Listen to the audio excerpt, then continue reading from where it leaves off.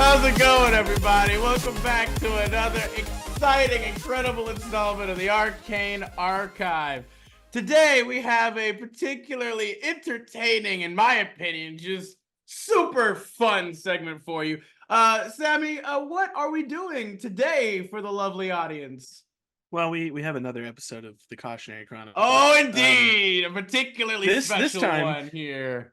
This time, while I was looking at normal stories, Adam went on a tirade of looking into cringe stories on RPG horror stories, which was fantastic. And then I looked at it and I went, "Oh God, yeah!" So straight out of our nightmares. Yeah, little bit of our departure from some of our normal terrible stories that we find on here. This is definitely a little bit. I think a little bit more lighthearted in the sense that no one is going to jail for anything that's happening here. We felt like the majority kind of the Cautionary Chronicles up to this point maybe had been a little bit dark and intense and maybe dreary and nightmare-inducing in other ways. So we decided that this time we might want to like lighten the mood a little bit, showcase the more cringy but more like dopey side of this thing instead of just strictly kind of horrendous or rage-inducing. I think embarrassing would be a word I would use. Well, that's the whole thing, Sammy. These people do not feel embarrassment or shame to any extent. I wish they did. And that is exactly why we love to see it, because the cringe is so sweet and delectably spine powdering that it's like a train wreck, Adam, I'm already struggling with back pain. I don't this is exactly the pain. Hey, what better way to fix your ailing spine than by powdering it into absolute dust and reconstituting it back to where it should be? But you know what? Instead of all of this pontificating as we are doing, let's just go ahead and show you all exactly what we have for you today. I think you'll like it quite a bit. So, starting us off, we have here Tales from Adventurers League, the Cringe Rogue. Some good old-fashioned green text here. Hey, we're getting a bit of a crossover event, Sammy. This is old. That's this is 2019 right. Old. Indeed. Look at that. Little blast from the past for you guys. For those of you who may not be as familiar, this green text was kind of the OG, like, super cringe forum post storytelling that you could find. Storytelling, indeed. It was a 4chan specialty. Oh, it was. Hey, and those of you who don't know what that is, just go on /B. That's the only one you have to go on. Don't worry about it. You don't have to worry about 4chan or anything like that unless you have a very specific wish. You can also go on /MLP. No, God. No. All right, let's get into it. Let's just get into it. Okay, so again, this post is titled Tales from Adventurers League, The Cringe Rogue by Darius Kell. So, be me, DM for Adventurers League. Organizer asks if I had a room for one more person. Cautiously agree. Organizer brings over a guy in his mid-20s. Dude seems normal enough, except for the weird cat ears he's wearing. He's out. Ask the guy what character he wanted to play. He tells me a Tabaxi Rogue because, of course, what else could it possibly have been? I get his character sheet.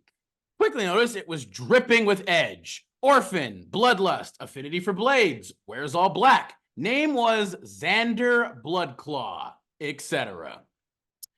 Edgelord.jpg post. Thought to myself, it might not be too bad. I accepted his character and we started the session. Luckily, the players were already in a tavern, so it was easy to introduce the new character. I tell the others that in the dark corners of the tavern, they notice a dark creature clad in dark black clothes. One of the players decides to approach. The player introduces himself and asks him his name. It was at this point shit went from normal edgelord cringe to whole nother level of what the fuckery is this that I had never seen before. The guy looked the player straight in the eyes and said in a high-pitched voice, "Oh no. My name is Xanduh BwudCwaw. I is looking for the man who killed my parents." For translation purposes, because you did pitch your mic out, my name is Xanduh BwudCwaw. I is looking for the man who killed my parents. Just because, that wasn't going to come through great. I think they got the gist of what you were saying, though. It was really good. You did a really good job. We have that dedication here. I was worried that it might not. You pitched the shit out of your mic. Yeah. that was awesome. Oh my goodness. Essentially, due to either confusion or my brain short-circuiting, I fell silent. As we continue with the session, he continued saying very edgy shit in Ooooo voice. And once the session was over, I asked him why he was talking like that. He told me, "That's how tabaxi speak." End post. Oh goodness, we're starting off so strong. We're starting off so great. So, so any amazing. critiques for this, Adam? You know, I just honestly, hey, he had a very specific idea and a concept for his character, and I mean, personally, you know, what can you really say now to such a thing? You know, he's just doing his best out here, trying to avenge his dead parents. Look, I'm gonna say this, and you know, it might get unpopular opinion. I am not a fan of silly voices at a table, because there's no way possible to be serious.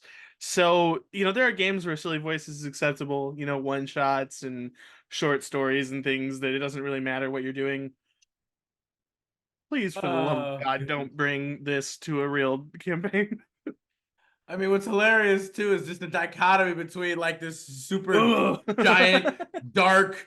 Well, even the character is like all clad in black and just big and dark and like ominous and edgy. Did you kill my parents? Did you kill? My Did name you is do it? Xanduh BwudCwaw. You killed my father. Where'd you die? All right, never mind. This is a great character. Right? I take it all back. Come on, it's great. I'm so sorry, but you have to. This character has to have like an intelligence of like 7, so that they just run around asking people, "Did you kill my parents? Did you kill my parents? I am Xanduh BwudCwaw. I will avenge them." Oh God. It's absolutely adept at killing people. Not at all beautiful. adept at anything. No. He's not even good at that. He can't kill people. Like he's so bad at it. He has like a toy sword that he tries to like stick them with. Who are you? Oh my goodness, dude. And where to die? I mean, dude, golden character. Honestly, I bow down at this man's narrative and character building. Like such an amazing choice. I would die here. Some of the comments over here are pretty fun too. They're like, honestly, this isn't that bad if it's for a one shot. Long game or campaign, however, that would be a no for me, bro. Another one's like, if I was in that game, I'd probably ruin it by laughing my ass off every time he opened his mouth. I wouldn't be able to help. That's what I'm saying. Like, that's what I mean. Short, a one shot, sure, fuck it, why not? Like, I'm running a one shot right now, like a little short module right now, and people chose all of the players did spoofs of famous explorers and treasure hunters from movies and TV shows. Yep. So yeah, it's dumb, but if we were running an actual campaign, I would have said no to all. I mean, that's just freaking hilarious to me. I don't think I could do a long-term campaign myself either, but like, God. Hello, I am Xanduh BwudCwaw. That just makes it.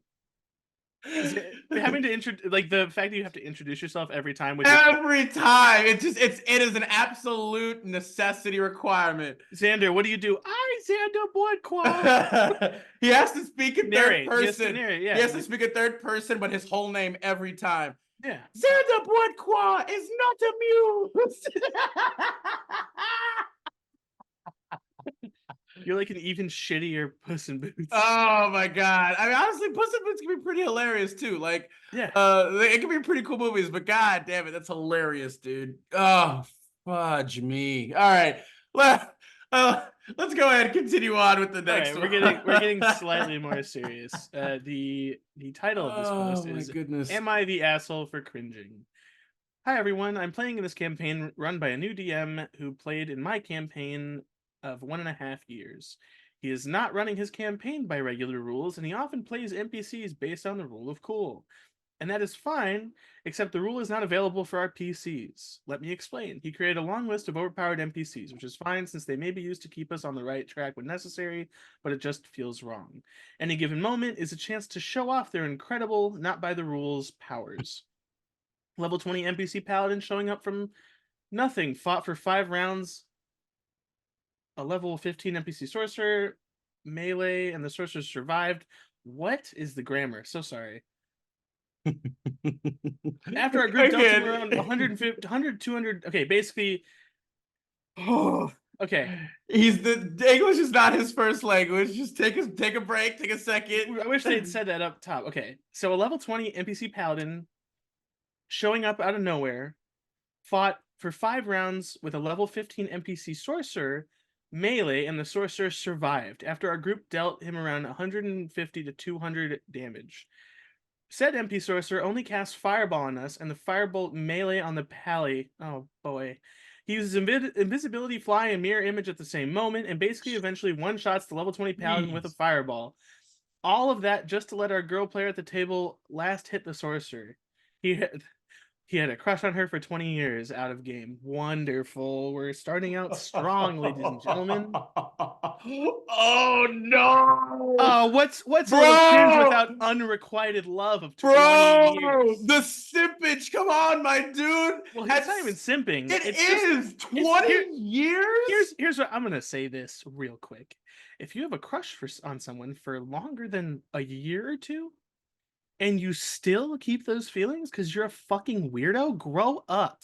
This is a grown-ass man. I mean, it just move. You gotta at some point like accept the reality and move on, my man. If she has not reciprocated up to this point, it's not even like I just don't think it's gonna happen, dude. I don't even feel sorry for you anymore. You're just fucking pathetic. Well, it's just here's the thing. Here's the thing, right? You can have feelings for a person, right? Like if you truly love and care about someone, no matter what happens, really, you'll probably never stop caring about them on some level. That's different. But that is different than this, where he's this is a weird crush. Dude is still pining for her, and it's not just pining, but like is showing clear favoritism in a really like if you literally have to try and like show your affection or try to like get with somebody through D&D like this to be already, like, you're already fucking 100 years behind. I let you get the last hit. Do you love me now? Do you like no? Okay. Hey, also, hey, I gave you a legendary item. Do you like me now? No. Fuck. I mean, I don't know. I speak for myself and myself only. D&D, not exactly a great romantic tool to further your personal love life. I mean, maybe it could work for some people. It's not impossible. But for the most part, you should not be trying to actually like elicit like in-game relationships to then get out-of-game relationships. The same way flirting with a cashier or a barista is quite possibly the worst thing you can do, so is trying to have sex with the people you play tabletop RPGs with. Stop it. Stop doing it. Because similar to flirting with someone while they're at work and they can't leave, you're making people uncomfortable, you fucking weirdo. Like, let's continue. It just gets better. Obviously, this is not towards the OP. This is towards their weird fucking GM. OP, I'm sorry. Play with better people. Every time me and the other male players are down to 0 HP, she is always the last one standing and fighting the villains until she eventually falls and magically an overpowered NPC destroys every enemy left, even if it is 3 dragons or a lich or a powerful demigod, and just saves her. One of the many times we were fighting ahead of an evil organization, I killed a guy. DM is visibly frustrated and makes his blood spraying on me a lethal acid. And an evil cleric just appears from nowhere, resurrects him, and vanishes. So I'm down to 0, and the girl has the last hit on him. I love it. Always great. Of all the times we should/could have died, he always finds a way to let us live, not punishing mistakes, always rewarding the girl for any small action. I kept track of inspiration points, since I'm a DM too, and I had 2 in 1 year. The other male player had 4, mostly because he's a jester player, always sexualizing things and screaming bullshit like I put my dick in the keyhole and such. And the girl had a whopping 21 inspiration points. I would like to explain that I'm always ready for improvement, but I think my roleplay is on point. I always try to take hints on the story and use them to develop my player character. I act as I truly feel my player character's emotions, and if I believe what I am saying. I give passion, and what I say actually makes sense, but the players who are the most rewarded are the Joker and the married girl at the table. She's fucking Of course she is! Of course she is! He's been in love with her for 20 years. I hate. Am I the asshole to feel underappreciated and frustrated when my actions, interpretations, and good bad decisions in this campaign feel really worthless and unnoticed? We are a group of people who knew each other since we were 5, and now we are 30. Oh my god. Ew. The DM favors other players no matter what I do. It's literally pointless. The campaign is literally pointless in terms of progression. Edit. I changed triggering word to something else. Sorry about that. Oh, okay. Oh, he might have described the girl as something not so savory or sanitary or not so great. Look, I love that. How does someone have a crush for 20 years? Did he just never try to ask her out? He did. They dated for a short while, then broke up. She went over, and after a short time, he did not. Ooh. Look. Okay. Yeah. I'm gonna say this.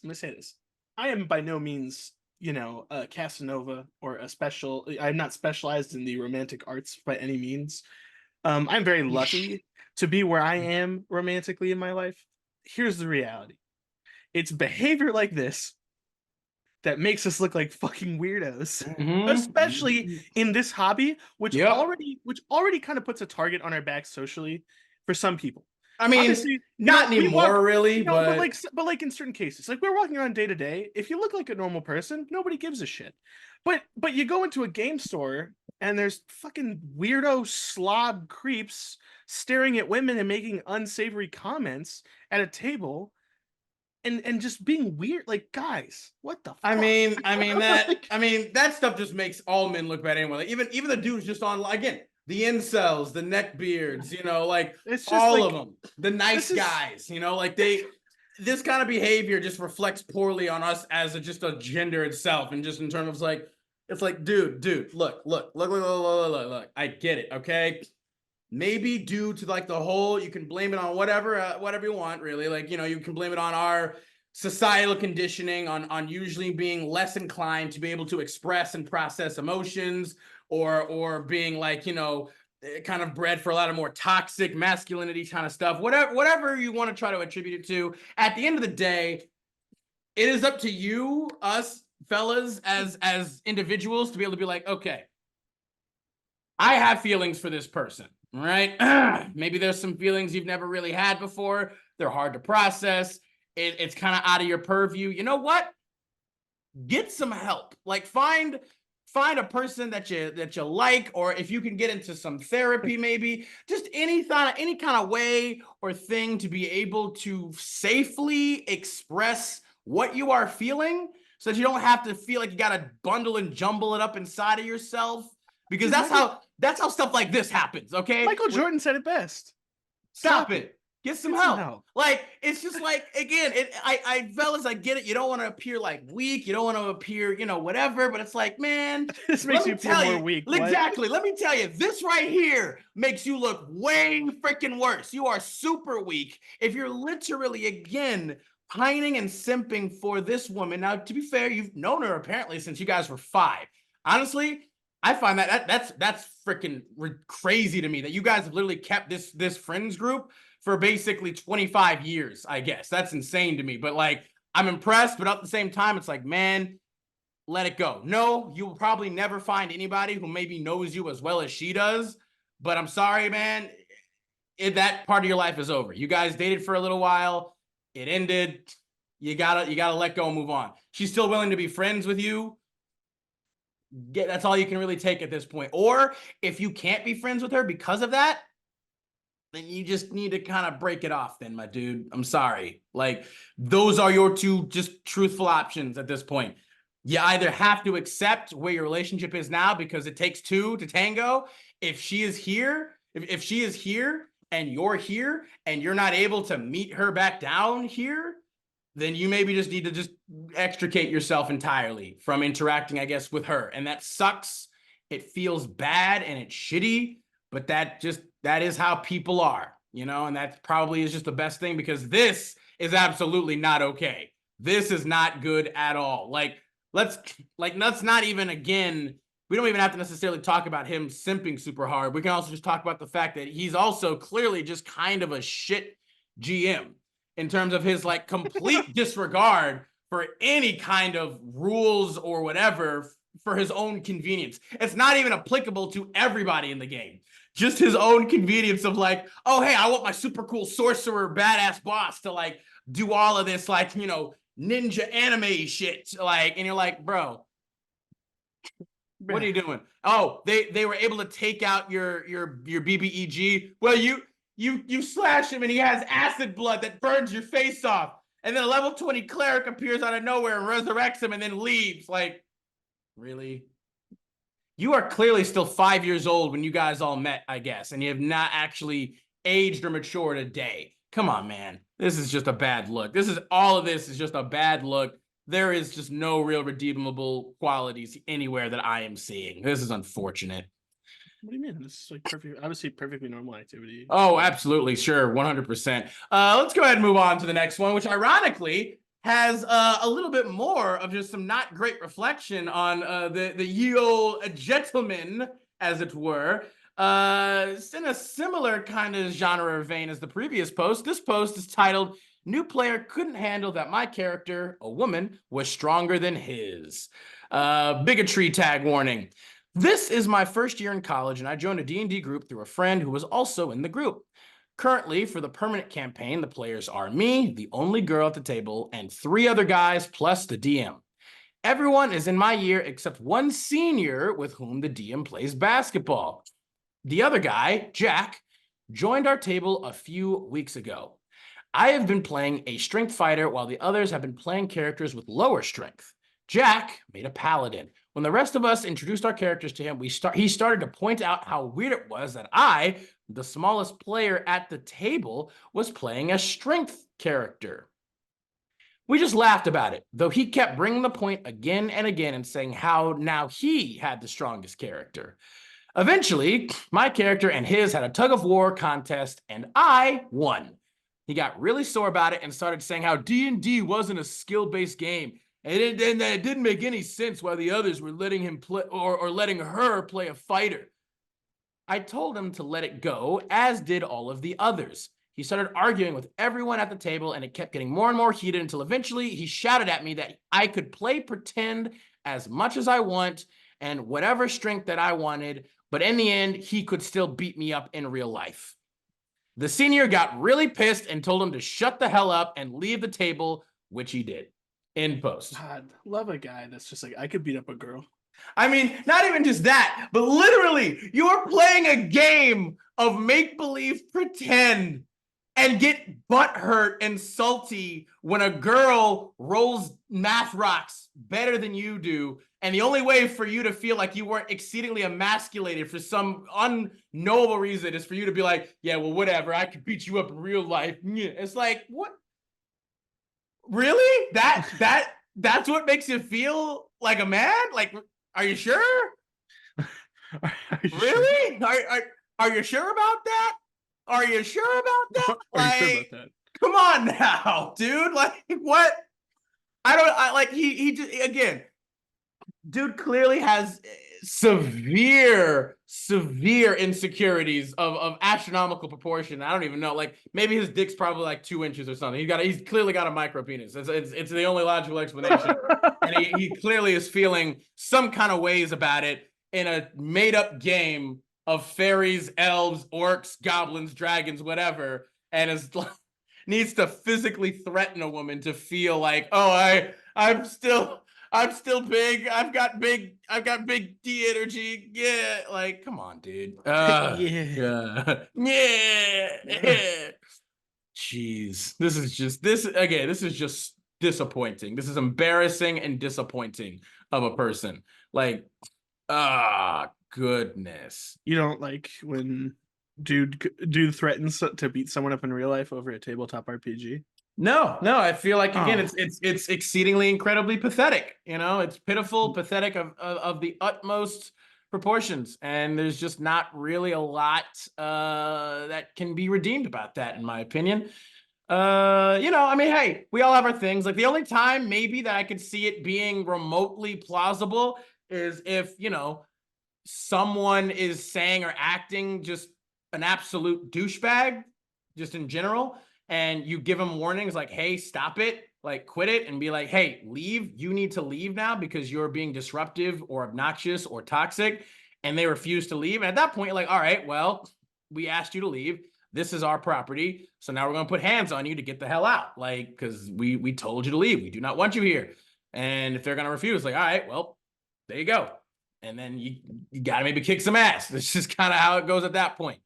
But if you literally want to start picking fights because your uber super powerful character got his ass whooped due to some unfortunate rolls of dice, or maybe in this case, fortunate, you're kind of particularly, you are a special little brand of pitiful, pathetic snowflake to me at that point. Sorry. It's a whole level of just I can't be an adult at a table. Now, obviously, these people aren't necessarily all mature. I mean, they're in college, so they're technically adults at this point. Hey, Adam. Remember people we knew when we were the yeah, college age? I mean, dude. I mean, Sammy, even 50-year-old people. I mean, I never went like really, so I can't really speak on the college atmosphere. Same. But I mean, fuck me if people didn't start maturing until like last year, and we're almost in our 30s. Now, I wouldn't even say that necessarily. There are plenty of people who have not. True. What I mean is people who are almost 40 that I know that are like, hard to say. Hard to say. Yeah, I like that one because I love. I mean, I like the strong woman trope in D&D only because in any fantasy, it's a fun, cool thing. The reality is, in a lot of media and movies that we see, specifically superhero ones or things of that nature, they make every woman character very like, I'm a woman, I'm strong. Well, in reality, in a fantasy setting, they're just there doing what they do. Well, I was gonna like say, everyone else, and it's cool. You are absolutely right in that most modern day depictions of that, like of strong women, it's literally the South Park strong woman. Exactly, or well, hell, or just technically even the Pandaverse is even more accurate too to that. It's like they make their female characters powerful because they're female instead of just making them powerful cool characters and people. They could just be cool. Like they could just be characters, and like Storm is one of the best examples in my opinion of a fictitious female character.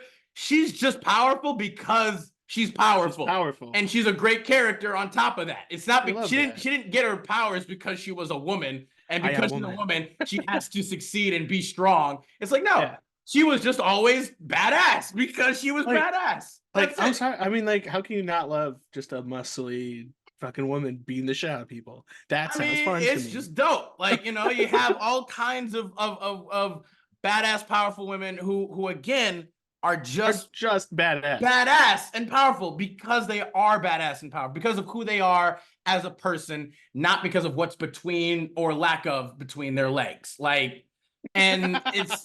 This again clearly shows that this guy has no concept of that whatsoever, as well as many current media also seems to have a bit of an issue or difficulty being able to recognize that. But you know what? Let's go ahead. Let's continue on to our next beautifully amazing story for the day. Yeah, we're back again with insufferable, probably overweight neckbeard. Another textbook showcase potentially of apparently what many people in the community like to refer colloquially as the Mercer effect. So let's see. I was doing a different one, but which one? I was doing the edgy. Oh no. Do DM Ruins game first. Yeah. Well, that's also probably a neckbeard. Yeah. Anyway. All right, so we've touched on the Mercer effect and the effect of Critical Role on things. But here's just a wonderful example of it. DM Ruins game and group trying to emulate Critical Role. This was back when Critical Role had just started their second campaign. The group was the DM, me, and 4 other people. The DM and one of the players were really into Critical Role to the point that the first half hour to hour of every session was just the 2 of them talking about Critical Role. I'd leave. Eventually, the DM starts introducing characters from the series. Starts telling us what we should do because they did that in Critical Role, and starts trying to copy Matt Mercer's particular DM style to the point I wasn't having fun and I felt like I had no agency and all of our actions in game had no point, since he'd attempt to retcon things or ignore things to get a particular outcome. This is just Ugh. I can't even. I don't even Matt know. Mercer would cry. He would be Eventually, ashamed of this. it all came to a head when one of the guys dropped out, and that was the push for me to say the same. I love playing, but I'm not a huge Critical Role fan, and I have no interest in blanketly copying other people's stories. DM reacted badly and went on a tirade about how he's playing D&D properly and me ruining the game for him and that one other player. I tried to tell him that he's ruining the game for all of the players except one, and that she was getting clear favoritism because she was going along with it, attempting to recreate scenes from the series. That's just like, I'm uncomfortable. Even tried to explain that it's fine. Even tried to explain that Matt Mercer has his own style. He has years of experience, probably took lessons in acting and improv. It's almost like he does it for a job. Yeah, it's And kind of has a like his team of career. people- Yeah, and has a team of people to help him with writing, and that it's his career. He just accused me of being jealous of Matt Mercer and not knowing what D&D really is. What are you talking? You're clearly the one who's jelly of Matt Mercer. Yeah. Saw him post in Discord server not too long ago after, and he was explicitly looking for people who watch and like Critical Role. Hope he found a group of like-minded people to play with. He was a great DM before he decided that Matt Mercer is the only standard of DMing. I mean, not even standard of DM. He's just trying to be Matt Mercer. Here's my favorite bit. There's a couple comments that perfectly say exactly what needs to be said, which is, as the wise sage Patrick Star once said, hero worship is unhealthy. In all fairness, Matt actually hates that shit and has literally pleaded with people to stop doing it. Yeah. And then a response to that, this is why I separate my criticism for his fan base. I separate my criticism for his fan base from my criticism of him. My only gripes with him are that he makes player content that is very dependent on DM rulings for them not to break or disrupt the game. But I'll be fair and say that Wizards of the Coast themselves have made some oopsies similarly. The reality is, his style of DMing is not for everyone. It cannot really be emulated to the extent that people think it can, because, sorry, Greg at the game store, you didn't do this as a job, Greg. Greg at the game store. You fuck. Like, you didn't. I hate it because, like, look, I understand wanting to make, really immense, heavy role-playing, very dramatic games, which is fantastic. I mean, I'm all down for that too. I love that style. Do it the way that you want to do it, not the way that someone in a little box on your phone tells you how to do it, because he's not even doing it as an instructional thing. I was going to say, he's not even telling you how to do it. He's doing it. They're doing it because they like to do it that way. Remember when they did DM tips, the skits from like fucking 6 years ago? Pen Booker Helper or whatever. When they were still doing it in the first campaign? Yeah, dude, back when they were on Geek and Sundry, bro. Yeah. Like, so look, I'm gonna be honest. I'm gonna be a little mean. Like, the reality is I listened to them quite religiously when my dad first told me about it, because I hadn't played D&D before. I wanted to. I'd bought books. I had all this stuff I wanted to do. Didn't have the friend group for it. So I was listening to Critical Role for a long time. I listened through the whole first campaign, like pretty much the whole first campaign before I even played the game. And then I went and played a game, and I was like, oh, that's not what this is. Because it's not. There are bits and pieces that you can emulate, and it's great, and we love it, and we love intense roleplay moments. We love the passion that comes with it, 100%. We've all had those moments, even in games that aren't exactly roleplay heavy. It's not going to be the same. I mean, absolutely not like one for one, and it shouldn't be. That's the point. Like, it's going to be different. Everyone has a different style. There are different types of games. There are different players. There are different GM. Like even a GM who wants to try and completely carbon copy Matt's style, right? You're not Matt. You never will be. Even if you were also a professional voice actor and writer or whatever, you're still not going to be the exact same. And to be fair, Matt has also no doubt taken astronomical amounts of inspiration and things from other works that he loves, that he's written, that he's been inspired by, right? Other actors, other things. Like, he has a very clear kind of style that it's not like it's just his own style necessarily either. There are clear inspirations from a myriad of sources and places. So if you want to do that, that's fine. Yes, you can absolutely be inspired by Critical Role. They have some great moments, some great scenes here or there. Not all of it is great. Again, I personally kind of hated campaign 2 myself. I was not a fan of campaign 2. I don't really want to go back to it again. Yeah, like I love campaign 1. Campaign 1 had great moments. They had some flaws here or there too. Campaign 3 is going okay. Like I'm relatively invested in and involved in it as well.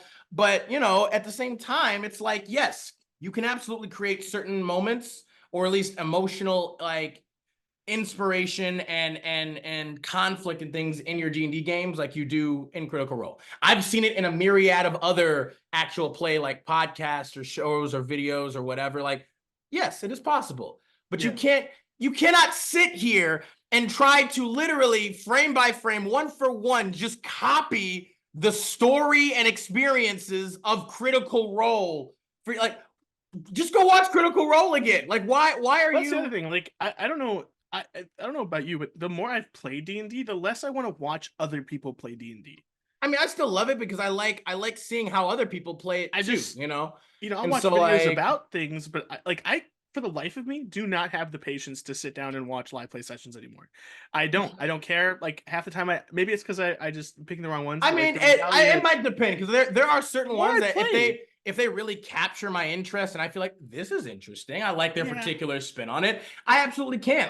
Because I can also, I usually will put it in the background as I'm like doing something else too. That's a lot of the time. Like either if I'm like on my commute to work or if I'm like, you know, whatever, it's like I will often put it on or listen to it in the background.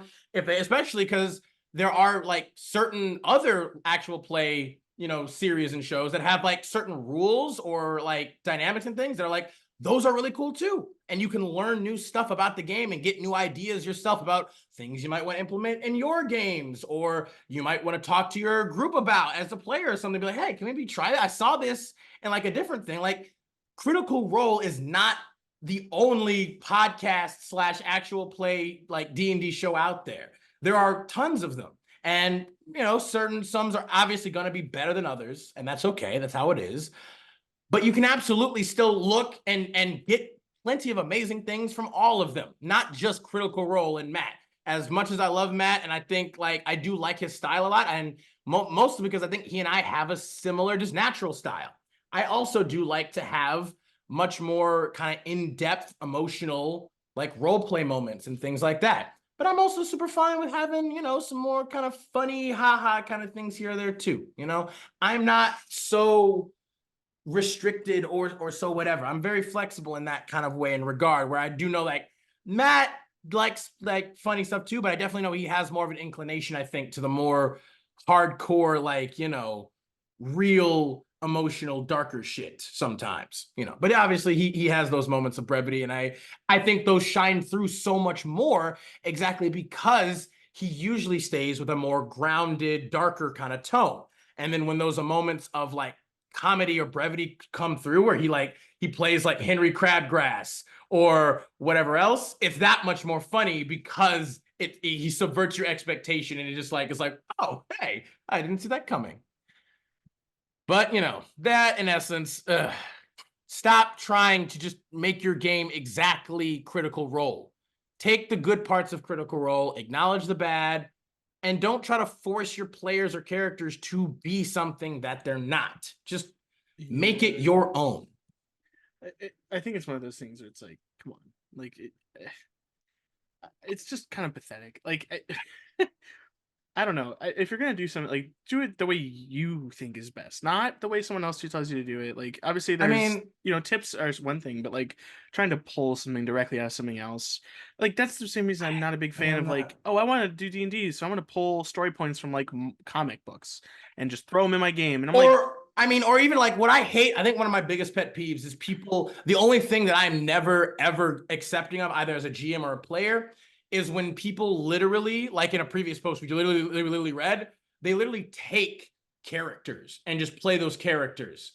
And you're just like, what are you doing? And you're like, oh, well, I'm playing, you know, I'm playing like what, Luffy from One Piece, or I'm playing like Dritz to Erden, or I'm playing like, you know, the Dragonborn from Skyrim. It's like, what the fuck? What are you? No, what are you? You can't just take characters and you're the one playing. Like, Also, like, I don't want to be that guy, but there's no way in hell you could do enough prep work to just turn yourself into Matthew Mercer. And I mean, even if you had the time, which you don't, like, the only person who could really spend all day learning what he does and prepping like that, the way he does, because, it's his job, He is if has you're he gets if you're an unemployed loser. he gets paid for it. He actually Like, has resources that are dedicated to doing this thing. Like, so you can take the things you can from him, and that's not a bad thing at all. Take the good, but also acknowledge that you can't necessarily do it to the same level. But yeah, I can't stand people taking literal actual characters and being like, I'm gonna play this character here. It's like that shows the absolute zero absolute complete zero amount of personal imagination, effort, or inclination for anything. You're literally like, I'm like, I can't with that. I don't care who it is. I don't care what it is. I will never ever. That might be maybe the one real thing. Well, besides obviously the obvious horrible, like, nasty, disgusting, horrendous sins or whatever. But it's like, I will never play in a game with a person who does that. I just can't. I will never allow that at my table if I'm GM. And if I'm in a game and somebody's doing that, I don't think I could stay in that table. I don't think I could. I'd be like, there's no way I couldn't take anything seriously. I couldn't take anything. It's not funny. It's not a joke. I'm like, I can't. I couldn't now, never. what if I wanted to play Percy from campaign one, Nope. but I had cat ears and I went, Nope. I'm Percy DeWolo. I might actually allow You that killed my just family. because it's fun. I might actually allow that because it's like, you know what? He's a cat version of Percy. You know what? Sure. Maybe for like a one shot, I would allow that. You killed my family. You killed my family. Curse you, Woods. Curse you. Yes. I will kill you, Woods. More words with W's and R's in them, please. Your soul is forfeit. Oh my God. Let's go ahead and move on. Okay. Speaking of just the cringiest cringe, we figured that we couldn't possibly have this video go out without it being, we had to get the real OG, kind of almost the pinnacle stereotype of cringe on the You internet. say had to, like, we picked these. We didn't have to. Yeah, because we had to, Sam. We had no choice. Don't pretend like this was a true choice. We saw this and immediately we were like, you know what?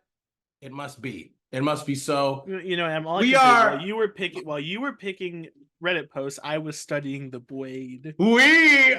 We were chosen to deliver this on to all of you, our dear loving viewers. And so here is probably the most textbook example we could possibly give you of the absolute cringiest, spine powder inducing, neck beard cringe guy you will find on the internet. This post is titled "The Edgy BESM to D&D Weeaboo Cringe," and that is BESM, not to be confused with BDSM. And we will tell you what that means in a second. Hi there, everyone. This story revolves around a game of 3.5 edition D&D, around a homebrewed campaign run by the DM and 5 players, one of which was new to the game and was fresh out of BESM, otherwise known as Big Eyes, Small Mouth, and had a habit of making everything anime. Oh, it's a role-playing game. Yes, a Big Eyes, Small Mouth. I also looked up. It seems to be a role-playing, which is weird. Oh, it's an anime role-playing. Yeah, it's an anime role-playing. That's what I'm saying. It's weird. It's weird. It's strange. It's just... Two of the players were women, and another player is trans, so our group is quite inclusive. He liked to call himself an otaku, not ironically, like legitimately. He felt like this was a true badge of honor, as again, if anybody who watches anime, you see the anime otakus who literally do call themselves otakus with pride. They're like, I am an otaku and only 2D girls will ever have my heart. This is basically this guy, for real. He had an encyclopedic knowledge of all things anime, was obsessed with kimonos. He wore one to school many times, he told us. And of course, katanas. He had deplorable hygiene. He would come to the game straight from work and towel himself down with the DM's cushions on the couch. He also Like I don't want to be that guy, but if I invited someone to my house and they did that, it is fucking fight on sight, dude. my eyes are like tearing up from like almost No, like an onion smelling response. Like I'm smelling onions now. I'd hit the like it's, I know that's not good on me. I'd literally box out somebody for doing that. No. I would literally be like, "Hey, okay, let me help you." I'd take the pillow and I'd smack him in the face with it. And I'd be like, "The fuck are you doing? What are you doing? What is this? That's a fight. Don't take a shower or just at least wash off. Why are you toweling with the couch cushions? Oh, my spine. Oh God, my spine. Oh, okay. We're good. We're back in it.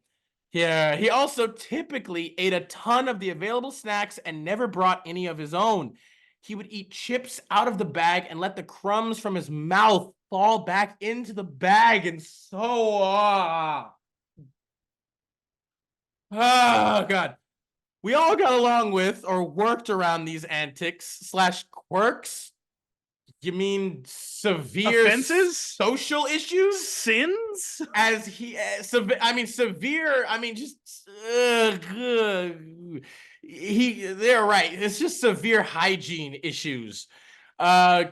We all worked, and he was a friend of the DM at the time. His worst habit, was bringing snacks. We always had a potluck sort of deal that only he would eat, and he plowed through them handily in no time flat, and then started eating everything else like he had been starving himself for days before the event. He frequently ate with his fingers and double dipped anything with dips, so we eventually portioned dips into bowls separately to avoid that grossness. You could have just had him stop coming. Or told him he could only eat his own snacks. He liked to draw characters, and oh God, no, and drew anime versions of everyone that he insisted is how he sees us as. NPCs were fair game as well. Fair enough. It was harmless, so we let that go. Sure, he has his own universe where everything is anime styled. He made himself a samurai. Well, no, duh, Adam. That's the point. Using the Eastern setting books, and his character was quite xenophobic. Anything that wasn't human, his character behaved quite intolerant of, particularly the small race. Now, at this point, we should take a moment to tell you the rest of the party was composed of a half-elf cleric, a half-orc barbarian, a dwarf wizard, and a human rogue. So he was basically uncomfortable with most of the party, but said that this was strictly just an in-character quirk of his, of course. You know what? Being this fucking weird, I believe it. I actually believe that it was just a choice he made because he's a dumbass. Yeah. Mm-hmm. I mean, well, because I think there's, again, no matter how much you might want to say otherwise, every character that any player or GM plays as will always be a piece or portion of themselves. It will always, Adam, in some capacity, be a version or piece of themselves, Sam. Adam, what are you saying about my just abhorrently racist bugbear fighter character? Mm-hmm. You got a little bit of something like just bug deep down. He's only racist towards goblins, though. Oh, yes, of course. Yeah, just goblins. Mm-hmm, indeed. Are these goblins just, coincidentally with like big noses, large ears, and other things as well? Is that how your character just sees them, like this person here? Goodness, this. A few sessions passed, and we managed to work together in a passable manner. He got argumentative about katanas as they were depicted in the game, and how they aren't the ultimate bladed weapon, and no argument or historical context, as they historically were used as a peasant killers and struggles versus real armor, etc., could get through to him. We encountered a reoccurring small-time BBEG in the form of a gnome, illusionist, who was running a large thieves guild who we were tracking, and naturally in our dealings with him, this samurai character was overtly rude and insulting of him in every possible instance, even though the DM had did a good job of portraying him as a gentleman thief kind, well-spoken and elegant villain.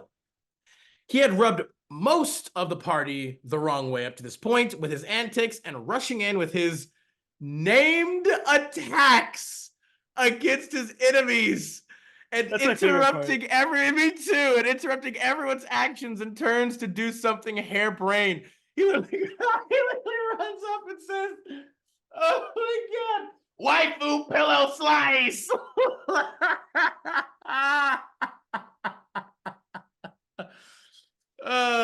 Look, here's the thing, okay? This is the ultimate blade technique. I am not above nor against like players wanting to maybe like you should be. No, like renaming certain, like, because I've done something similar, and how I like to reflavor like certain spells that I cast as like being something like a little bit more like, you know, flavored, tailored to my personal character, right? Like the spell Steel Wind Strike, like I'll like rename it like Shadow Wind Strike, because my character, like a lot of his like, you know, a lot of his themes are more shadow and like light based. He's kind of like the dichotomy between the two. Same thing with like Scorching Ray, like I'll rename it to like Scorching Swords, because like I like to like flavor it like he, instead of firing off like rays of energy or whatever, he conjures like floating like fiery swords, like they're like energy swords made of, or they're energy made like looking like swords, and he fires it at the enemy. So it's like, I'm not against stuff like that, you know. It can be kind of cool and interesting to be like, hey, you want to maybe flavor your character a little bit more to show that, you know, you're not just the carbon copy spellcaster who does everything exactly the same. It's like, sure, I get that. But literally like rushing in and being and being like, try Kiliasm 1,000 world ending slice or whatever. It's like, okay, maybe that might be a bit. You mean shouting your moves like a Pokemon in the middle of your D&D session? I mean, again, like I said, I'm not trying to be like just abhorrently discontent with this, but like, again, kind of cool. Like I'm not going to be. They kind of They never are. Adam, when have you mean, met one of these people and thought, man, you know what's going to come out of their mouth? Something cool and entertaining. Never. I mean, look, it's possible, Sam. It is. It's not impossible. You could absolutely come up with like some cool, interesting sounding abilities and names. Its probability is in the negatives. Might as well be. All right, it's fucking abhorrent. It's. I mean, again, like when you can come up with some interesting stuff, like I am going to attempt to come up with like some fun or cool like attack things. Like if you like, okay, no, you know what, the Scorching Ray is the perfect one, because every time you cast at a higher level, you get like more swords or more beams and stuff, and you can like name it stuff like I don't know, like Scorching Sword second form, 4 sacred swords, something like that. This isn't anime. I mean, it can be kind of like, no. Yeah, it can kind of anime. Like, well, I mean, anime, this is where we part ways, Adam. Anime can be cool, Sam. Yeah, I watch it, but I like to keep it over there where the anime is and not put it in my other things. It's not a bad thing to implement certain anime aspects, just like with anything in D&D, right? You can implement certain aspects and things of multiple different stuff to improve your game. Just don't bring the bad kind, like, you know, the lolly shit or whatever. No, I don't like that in normal anime. I am not a fan of it in D&D either. I also still think this sucks though, but I mean, again, I don't see personally named attacks as long as they're actually like at least kind of cool or creative and interesting. Because again, you're literally saying, I'm casting this spell anyway. I'm casting Disintegrate. I'm casting this. It's like, okay, so if there are certain spells where you can reasonably just reflavor them, they do the same thing, but you're just like, I'm casting this. This is my version of this spell. I guess it's about how you do it. But this guy does it in an insufferable way. I mean, we haven't technically seen how he did it, but he's about to tell you. But my point being, the thing I feel is the most like cringe about this is he's a samurai. He doesn't have magic. You know what I mean? It's not. He's just attacking. He's literally coming up and he's like, I'm using my super secret art, Void Walk Strike, and you're just like, what? Is that a spell? And you're like, no, I'm just walking up and I'm gonna hit him 3 times, and you're like, Okay. I mean, that's still not necessarily a bad thing, but it's closer to like the cringe, like No, where you're like, it's already there, Adam. I mean, look, if a person could literally, like, I'm trying to be You reasonable are, and here. it's I don't know why. If a person, because again, I mean, because I also like that a little bit. Like I said, I've also like I've retextured certain abilities just to be like more in line with my flavor. So it's like I get this, where it's like I don't know if I could ever as a fighter though literally be like I'm using my my secret sword art fifth form to like, it's like it makes more sense to do it as a spell. If you're like a spellcaster, you can like reflavor and texture it. Like at my Eldritch Blast is build a like better character. Like I think for me that's the part that I'm just like, you obviously didn't look at what your abilities were before you made your character. I attack him twice. I use my super secret art 1,000 slashes to attack him twice. 2 times. But in those 2 slashes, 500 strikes each he feels In his equal brain. 1,000 strikes total. Like, I hate it. I mean, I don't know. Like, I I mean, don't think this you're is nicer than I am, explicitly Adam. just bad. You're much nicer than me because he'd be gone. I'd be like, the moment he's like 1,000 like he'd be like 1,000 cuts. I'd be like, get the fuck out of my house. It's not. I mean, again, it I would saw what you did with that throw pillow. You fucking. it would You're have out. to. It You're would have to gone. be how they did it. It would have to be how they did it. I just told you how they do it. 1,001 strikes. I mean, that's just. I mean, I'm gone. I know there's some way to do this that is okay. Because, like I said, implementing some anime aspects isn't a bad thing. Flavoring things as your own is fine if you're tactful about it and you do it the right way. But this is not that. And oh it's goodness. cringe. I mean, we gotta find some redemption for the human race, Sam. No. Somewhere, some redeeming quality somewhere. Okay. Continuing. We're continuing. Okay. He would barge into off-limit areas past guards when we were trying to talk to someone important, for example, of just one example of his harebrained schemes, and then screams about his honor being challenged when anyone would oppose him on any of this. He really hated this gnome, and things took an unexpected turn. The DM tried to talk to him a few times to calm him down or to act with a bit more decorum and etiquette around us, but he frequently would just slip back into his old habits. See, that right there shows me it is not just a character choice. It is a bit of his own personal vitriol. His character also, surprise, surprise, had a strong homophobic tendencies. One of the male characters in the party, for some reason, I don't even know how this is possible, decided he was in love with this samurai character. Why? Why? What could you possibly have found even the slightest bit appealing or attractive of this character and his subsequent player? I mean, maybe it wasn't necessarily the player at all, but my point being is how and what this player played this character could you have found appealing about this character? And even though he didn't actually do anything to him, just the knowledge that that other character had a crush on him freaked him out. It wasn't pursued as nobody wanted to make anyone uncomfortable, but he said his character could literally unalive himself if anyone of the same sex came on to him. Yet he would claim to be bi in real life, which was sort of confusing. Because he saw everything as anime, however, he frequently thought he could do slapstick stuff by hitting people without any real damage. Okay, I mean, I don't really see how that could be a thing either. Like, he doesn't, you can literally slap somebody without it being damaged. That's fine too. Like, I don't agree with that. Like, people can do that in real life too, where they just like, they just punch somebody in the arm or whatever, like, meh, like in a fun kind of way. Yeah, or they just like slap them. something tells me that is not how he framed this.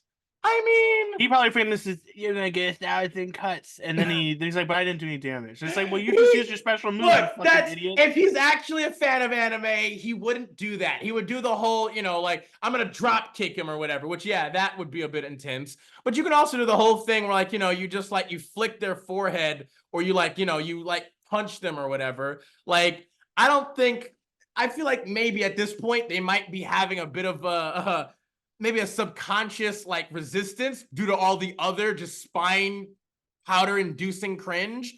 And so they're literally like, okay, no, they've become adverse to any aspect of implementing anime-esque kind of tendencies now at this point. Apparently, though, naturally, this caused a lot of fights. His character also had explosive nosebleeds whenever he encountered any attractive human women that showed anything remotely suggestive. Okay. Anyway, we encountered an exotic menagerie of all sorts of monstrous critters run by one of the gnome's minions, who we were hoping to question for information. The DM addressed the samurai during this scene, who was choosing not to speak to the gnome who ran to this place, saying one of the weird-looking chickens, a cockatrice, a monster that looks like a featherless chicken that can turn you to stone with a peck if you fail your save, was talking to him. Yep, another classic Gorgon-esque monster, or petrifying-esque monster for those who might not be as familiar. It told him it was a Japanese maiden cursed into this twisted form, and he was all too eager to save her without question. Why are there even Japanese people in this game at all? Like, Because you mean a samurai, so but just because you're a samurai, you don't have. It doesn't have to be Japanese. It can be any. He reached for the cage, and heck, he failed to save and became a statue. The player literally shouted, "Nani?" at this and was confused as he started getting angry. He literally said the word "Nani." Oh no. Hey, Adam, are you starting to see my side of this? Oh no, no, God, no. We would hear out of character that the gnome BBEG was hiding nearby and was using ventriloquism to throw his voice toward the cockatrice, something that we all couldn't help but laugh at. We weren't in the same room as the samurai at the time, so none of us knew what happened. Okay. We eventually finished our business with the other gnome we were dealing with and came back to find nothing. The BBEG had whisked him away magically after petrifying him. So we had no idea genuinely what happened. The player was refusing to roll up a new character and wanted us to save him somehow. Oh, God. Okay. When we eventually, hours later found the gnome BBEG, he was using the samurai as a coat and hat rack and offered to return him to us for a favor. We felt bad for the players, so we agreed. I mean, again, to be fair, like, what happened to his character was kind of messed up. Like, I don't know if he was given any kind of saves or checks to, like, see through the deception, or, the fact that, technically speaking, a cockatrice can't just with one peck, like, start turning you to stone. It usually is like an effect, or usually by looking at it. So, I mean, I don't know. But at the same time, I feel like I can't necessarily demonize the GM for trying to maybe get rid of this character just from all the stuff that seems to be happening. But either way, the gnome turned him back to flesh again. And what did he do? Of course, the samurai tried to murder him. It went poorly very fast, and we were very outmatched / outmaneuvered, so we stayed out of it trying to make the samurai stop. He was reduced to near death fairly quickly, and the DM had the BBEG offer him quarter and would spare him, but this was too grievous an insult for the samurai, who decided he needed to commit seppuku in order on the spot, as he was defeated by a lesser enemy and was humiliated. So we all watched on in astonishment as he cut himself open then and there, and nobody knew what to say as he sat there just seething. We decided to call the session and see what would happen once cooler heads, I guess, had prevailed. He never came back, but we continued on nevertheless, and luckily everything went back to normal. But we still cringe from time to time talking about what happened with this guy. We wished him well, but he was just a confusing mess of a person and player to play with. End post. I don't want to be mean, but the most interesting his character was when he was petrified as a coat rack. Oh, was that too far? Like I don't know. Like it's like I'm sticking by with what I said. Again, I think the worst thing about this is just his xenophobicness and homophobicness. Like it's like that shit is just that I can see that causing legitimate problems and issues in the game, because that obviously is going to make him start to act and interact with all kinds of individuals and people in a horrible way, because he's clearly not going to be, even with his xenophobicness or homophobicness, it's like he's clearly not going to be able to manage himself well. Yeah. But like everything else where it's like, hey, oh, he says his character gets a nosebleed or whatever from seeing an attractive woman. It's like, okay, it's cringe, but not harmful. It doesn't harm anything. He's not apparently actually trying to, like, assault them or anything. So it's like, okay. Oh God, we're giving people props for not being gross. They're still being gross. Well, the reality is cringe, not gross. Like he's just being cringe. The reality thing with like the being homophobic, it seems like he was only uncomfortable when it was directed towards his character. And but it was like exceedingly, I guess, extreme hope, like even towards himself. It's like, come on, dude. I'm gonna be real. There are people who are going to be uncomfortable with that stuff. Sure. And that's what Session Zero is for. There's a difference between being uncomfortable with gay people when you can see them 10 feet away on a bench talking to each other, and when one of them is actively flirting with you. There is a difference. Some people are just not going to be cool with that stuff. Now, does that make it excusable for him to act like an asshole? No. It's also the whole thing of like he's apparently claiming he's bi in real life, and he's been choosing to give this character, like, it's the same kind of it's the same kind of thing we had in the last Cautionary Chronicle, or one of the last ones that we did, about like that one guy wanting to essentially make a character who was a literal serial killer. It's like, why are you giving your character these traits here? What about this thing don't stick seems so hard to some of this fun garbage or interesting for you to portray your, like, again, you have to then ask yourself, like, what is your incentive for that? Where is the character going to go? What are you trying to accomplish by having your character portray these particular traits? Like, what is the point? What is your intention here?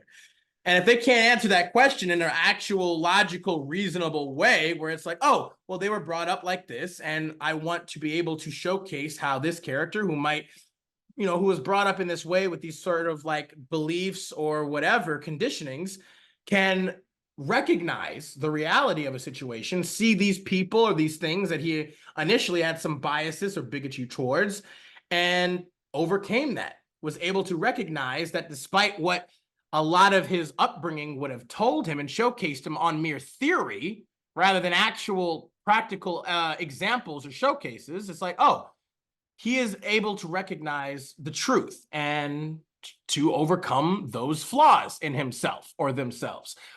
Okay, that could be a legitimately interesting, compelling narrative thing for your character to do.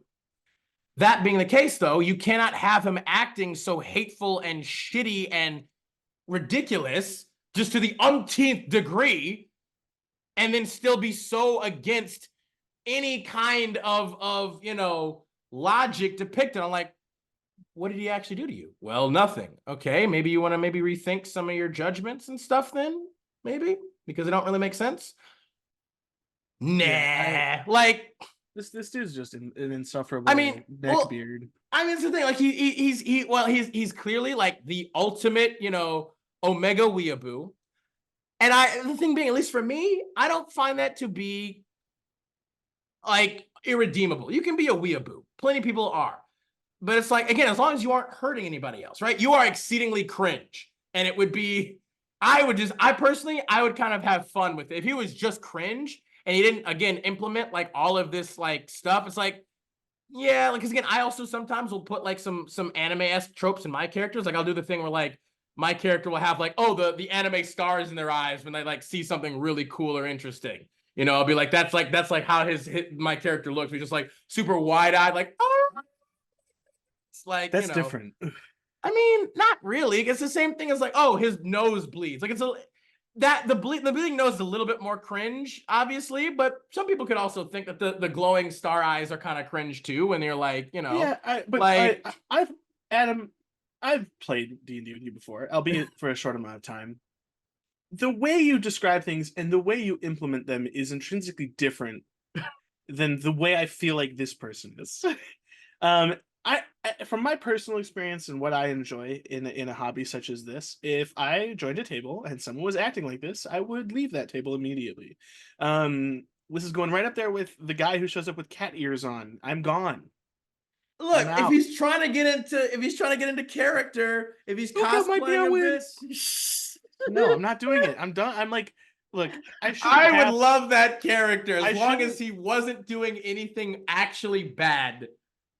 My significant other wouldn't describe me as a normal person, but in comparison to these fucking weirdos, I think I'm doing okay. I don't think I could handle this at a table. I'd be like, I'm gone. I'm out. And if I was the DM, I'd be like, you're out. I'm not doing this. He's calling out his just normal attacks. Like, I can't. I want to know what some of them were. I have to. I'm feeding to know what he called his 2 sword attacks and then his 3 sword attacks. Like, I gotta know, bro. Like, he was like, lightning smite strike, and you're like, well, you're not a paladin. And he's like, well, so what? I'm just attacking super fast like lightning, and I'm smiting with my justice. And you're like, okay. I mean,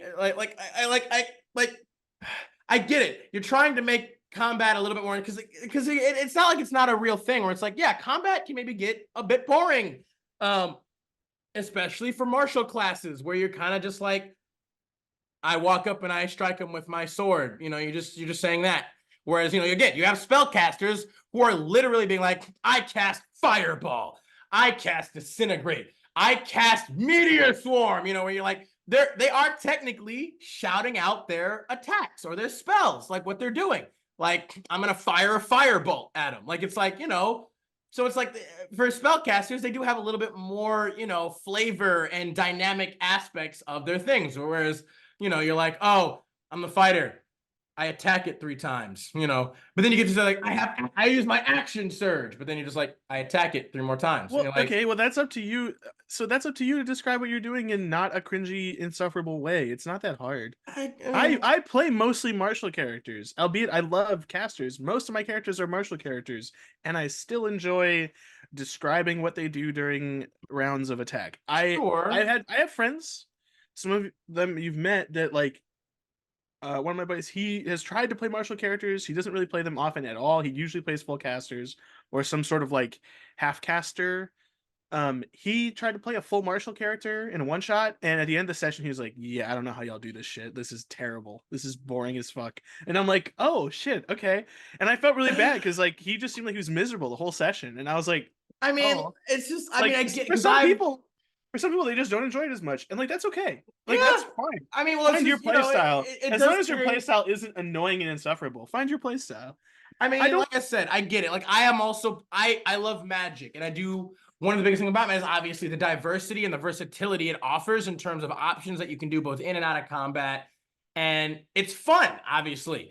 But I also do love martial classes too. I love paladins, I love rogues, I love fighters. Like, this is like, you can do a lot of cool stuff. You just have to be a little bit more creative. But also, like we've said before in many videos, it is also kind of up to your GM to be able to give you those opportunities to feel a little bit more, superhero-like, in my opinion.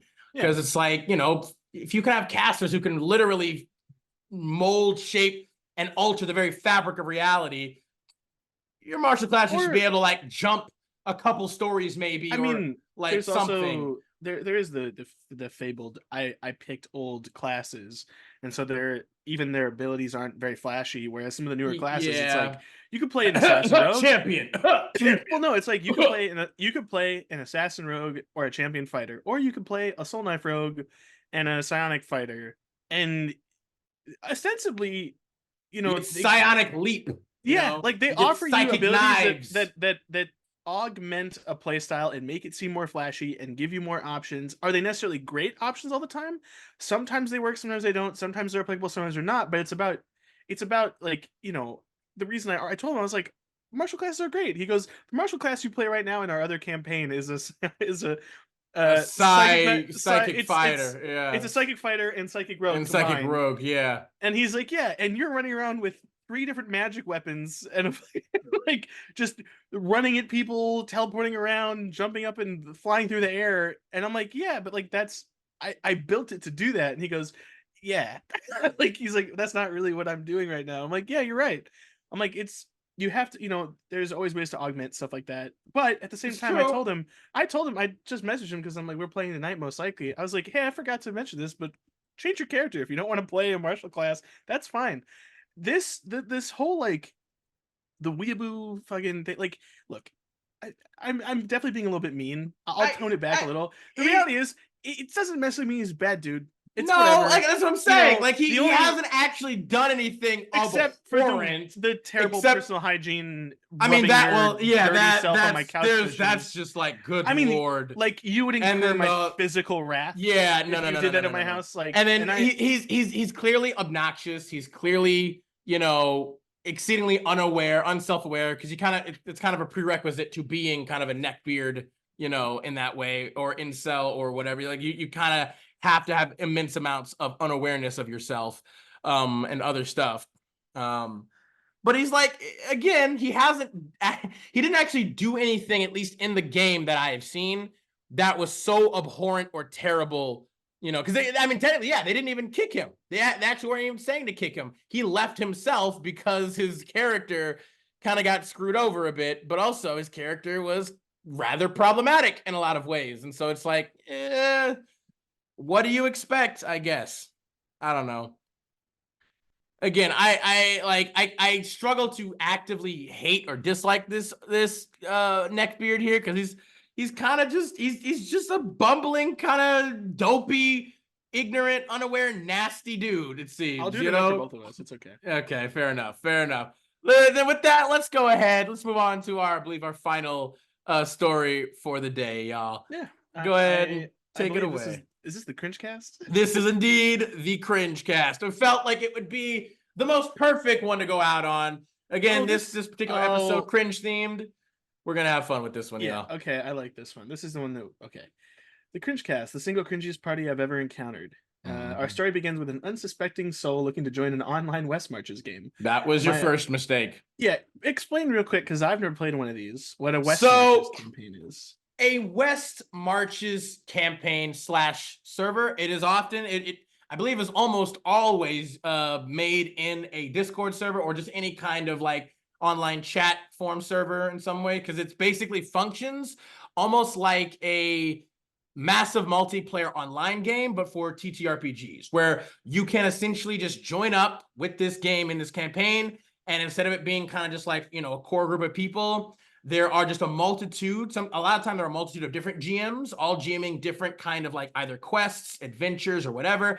And you can have your character kind of just join up and take part in whatever campaigns or whatever sessions are going on at that time, right? So it's kind of like a play-by-post kind of scenario in game.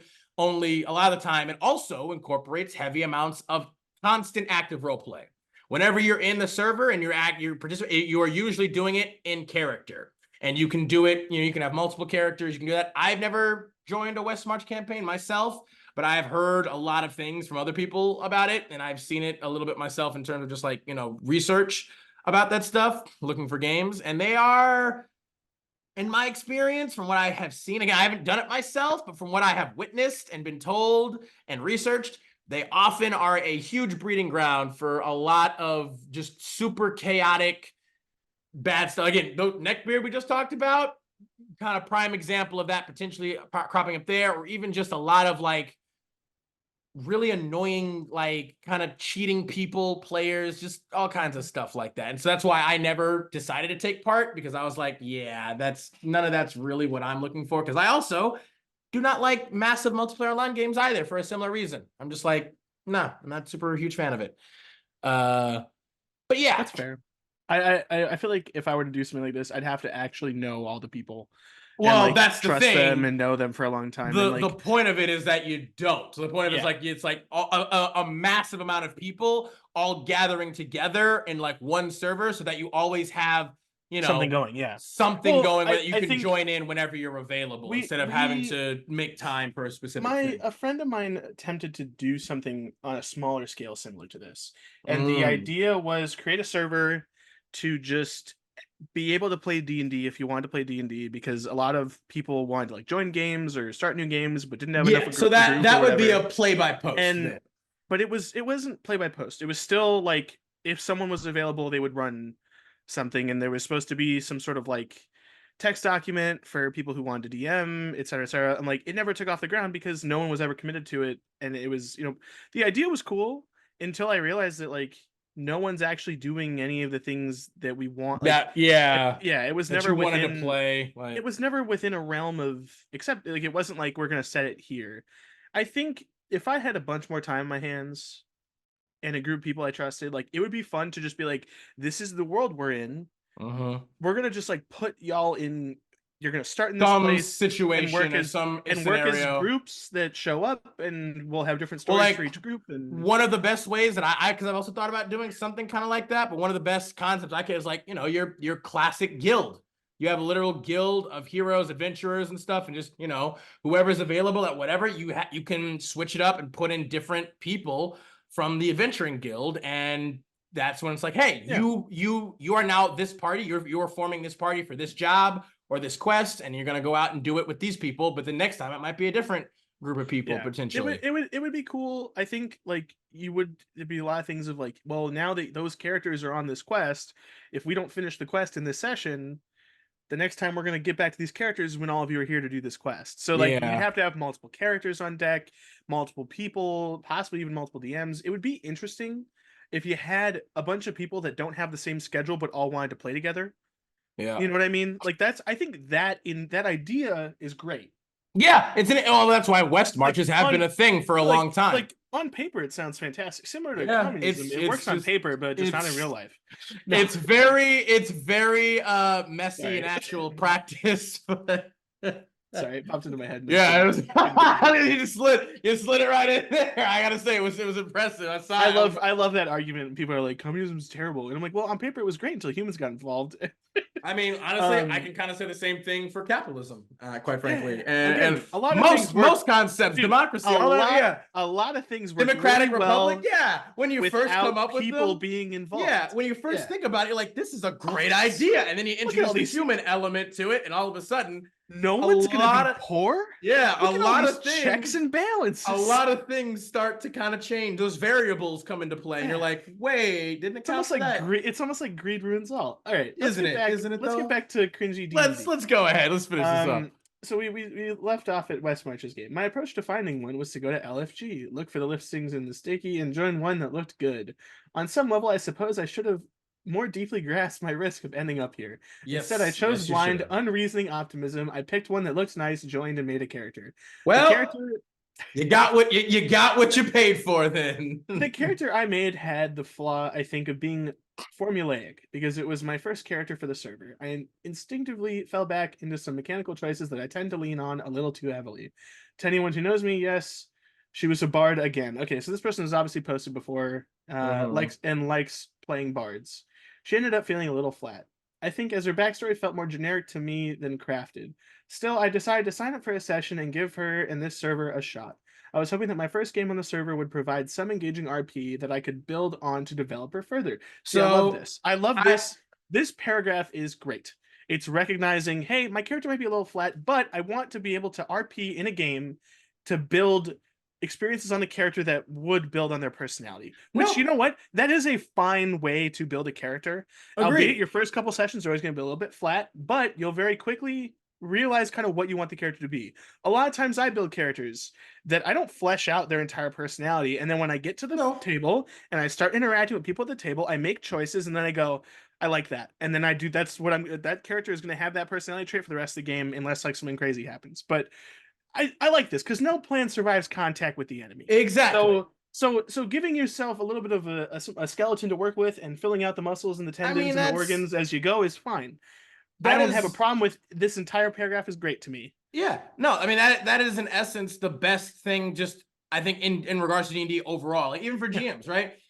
Oftentimes the best D&D games go where the GM has kind of a foundational outline of like the narrative and the story or whatever, or the session even, or what they're trying to do, but they leave some room obviously for player involvement and improv about how, hey, they're not necessarily going to do everything the way that you want them to do it, so you got to be able to kind of roll with the punches a little bit, like how when we read that one story about the GM who had the Thieves Guild and his players set it on fire with a tiger, and he just did not seem capable of rolling with the punches a bit.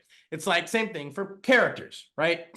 You can have an in-depth backstory. That's fine if you want. There's nothing wrong with that either. But again, like with what I said before, if you give your character kind of some flaws, or if they feel maybe a little bit hollow at first, it's like that's not a bad thing, because you can start to fill your character up with their actual experiences that they're having right now. But you have to be able to be reactionary, right? And receptive to what you are getting and what you are, and also aware of what you're giving during the game when you're interacting with the other players and the GM and all that other stuff. Like, you have to be conscious and aware of that if you want your character to evolve. Like, one thing that I can say for my character, like for me, I often like to make what could be considered like much more kind of basic B generic characters, right? I've said this before in the past. Like, I love certain concepts that I feel like just mesh really well together. And because they mesh really well together, I'm like, I love to play those stereo / archetypes at times. But I often try to throw in some of my own kind of personal flavor or flair to mix it up a bit, to not make them just feel so utterly generic per se. Like, I have a Amethyst Dragonborn Paladin of Vengeance that I made. And he had a really dark and edgy backstory to start. But as he progressed through the campaign that he's in right now, like, he has become like, he like ascended to kind of godhood, or like kind of like lesser godhood at one point. And he became like the god of like light and courage and protection and justice, because he realized that, vengeance without some form of true justice or righteousness just leads to more, unabashed loss and sadness and pain, which that's all he ever really felt like. He used to be like, he was like a paladin of vengeance, kind of like a mercenary or whatever, that would just, he would do whatever he needed to do in order to exact vengeance against people that he felt deserved it. And he didn't have much of a moral compass initially. But as he progressed, as more things, he started to develop connections with his companions, his friends, and things like that, he started to kind of have like, okay, I maybe need to be a bit better now. I need to at least try to be better than what I was previously. I can't just keep being dark and depressed and, violent and vengeful for everything just for the sake of it. Like, I have to start trying to maybe make things a bit more healthy, therapeutic, progressive, and, constructive, rather than just destruct, like, rather than just relinquishing myself to be a monster that kills other monsters, right? So it's the same thing here that she's trying to do, I feel like, where it's just like, hey, maybe she feels her character is a bit flat at first, but she's open to try and like addressing or even augmenting her character based off of what she experiences in real time, which is, yeah, great mentality to have. I absolutely also support that 100%. Yeah. But we got to get into the cringy part of this, Adam, not the well thought out part. Yeah. That's the theme of today's video, so buckle up. I have never been so wrong in my RPG career. In writing this, I want to stress that the GM was absolutely great. Playing with them was one part of this debacle I enjoyed. I think they did about the best that they could with the plot they had. The concept of the session was that they would improv an adventure given a random prompt. It was advertised as a spooky session and themed for Halloween. The only mistake the GM made, I think, was rolling the prompt after advertising the session that way. I asked them for the prompt text after the session. They sent it to me, and it turns out they had rolled on this table from r/D&D and rolled a 3. Let's see what that table was. Why not? Let's give it a gander. Oh, it's from Necrodancer. Strange things happen at the graveyard. A bard using disguise to make himself look like a skeleton is changing the graveyard into a raveyard. Only skeletons are allowed. So that's another thing that's already never mind. Okay. Yeah, I'm not a huge. I mean, I get it. I get it. It fits in line with the improv theme of the Based game. Yeah, based on their reaction, this was not, I think, the tone for which they had been hoping. As I said, though, the GM was clearly skilled at their craft and did a decent job running the game itself. I think that had I been a part of a more typical adventuring party, I could have had a fun and memorable time. Instead, however, I was in a state of perpetual appallment. This was because of the other characters. I must begin somewhere, so I might as well begin with the other bard in the party. She was a fairy College of Eloquence bard, described by her player as very much a prankster. This translated into such charming antics as spreading glitter everywhere, trying to get the GM to let her spells do completely different things, for example, causing a skeleton to slip on a surface through druidcraft, and rolling persuasion checks on the rest of the party. I am a person who really hesitates to use the word munchkin, as is very frequently applied to people who don't deserve it. I have never found a more fitting use. We don't agree with the use of the word munchkin. I mean, I just think it's a player who I got too I feel excited and like doesn't know how to play very well. I mean maybe, but Um, maybe she's also leaving out like a number of other instances of like maybe spells or rules that she wanted to like try to maybe slip Circumvent. past, circumvent, or like Yeah, break or to be bend. fair, Like, but using the word munchkin, that's what that's a I'm heavy saying. And sentencing. well, she even acknowledges that. She's literally like they use the word munchkin for people who don't deserve it, but she's like she's never found a more fitting use. And so it's like nothing that she's showcased here though would showcase any amount of munchkin syndrome to me. Like it's like for even more so, it's like okay, she spread glitter everywhere. She's a fairy. It doesn't seem to be necessarily harmful. You know, she trying to get the GM to let her to let her spells do completely different things. So again, maybe it's not just because like the instance or the example she gives, which is kind of weird in my opinion, is causing a skeleton to slip on a surface through druidcraft. It's like, I mean, druidcraft doesn't explicitly state that it can make people like See, yeah, trip or slip. No, the but with creative, imaginative use of the spell for what it does say it can do, I could absolutely see them like causing like a root or something or a vine to grow up out of the ground to maybe trip in the way of a skeleton to make it trip. So it's like it's not that outside the purview of what it so could potentially do. here's the reality. The third line in Druidcraft is creating harmless instant effects. You can make Instantaneous effects. a flower blossom, a seed pod open, or a leaf blood bloom. None of those, or harmless sensory effects, or light or snuff a candle, torch, or small campfire. Nothing in here is, hey, I'm gonna affect someone's physical being. So me personally, I'm gonna go with no. To be honest, the only I mean, spells that allow you to trip people up are all first level spells. It's not supposed to be done with a cantrip, so it's not going to well, be. I In my mean, opinion, and we've talked about this before, we've had extensive discussions on we it. have Um, I think something like is it mold earth or move what's the cantrip? Mold Earth Mold is the cantrip. mold earth is the only one that me and you, I think, disagreed and agreed on at the same time.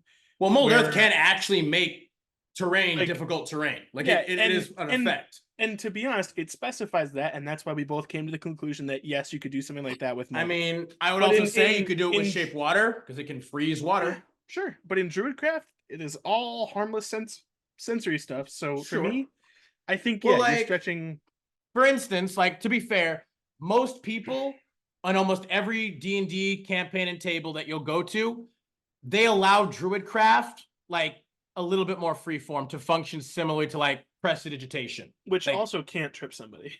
I mean, no, it can't. But prestidigitation, like, people can sometimes make an argument of like, because you can cast like illusion magic and like sparks or things. Like sometimes you can be like, I'm gonna throw sparks in this guy's face to like momentarily blind them or something. And it's like At best, again, it's a distracting thing to pick their pockets at work. Like, you know what I mean? Like it's or not or again. to get away, because again, it Yeah, would be like a distract. Like again, so it's like, for instance, what it's asking again is like, oh, you're gonna try and trip the enemy, right?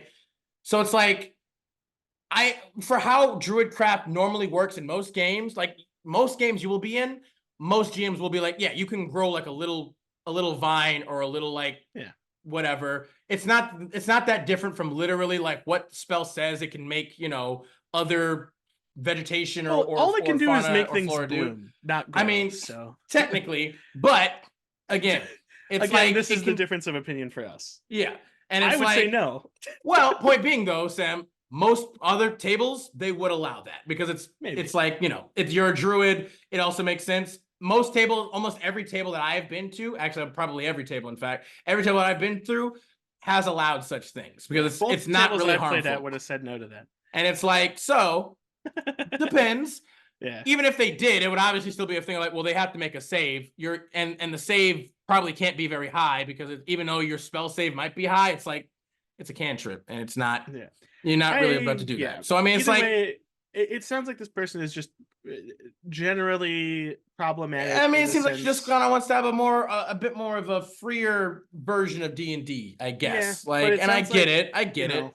It might also depend on what level they are too. Like, if you're like lower level, I also get maybe the desire to want to like have some of your stuff do a little bit more than what they say because but that's low level D&D. Well, that's why it sucks. But a lot of people don't want to play higher level D&D. So it's like I love low level D&D. Low level D&D is so fun. The lowest level I ever really want to be is 5. That is the lowest. No, absolutely not. Level Fuck 2 D&D. It's Fuck so that. good. Screw that. No.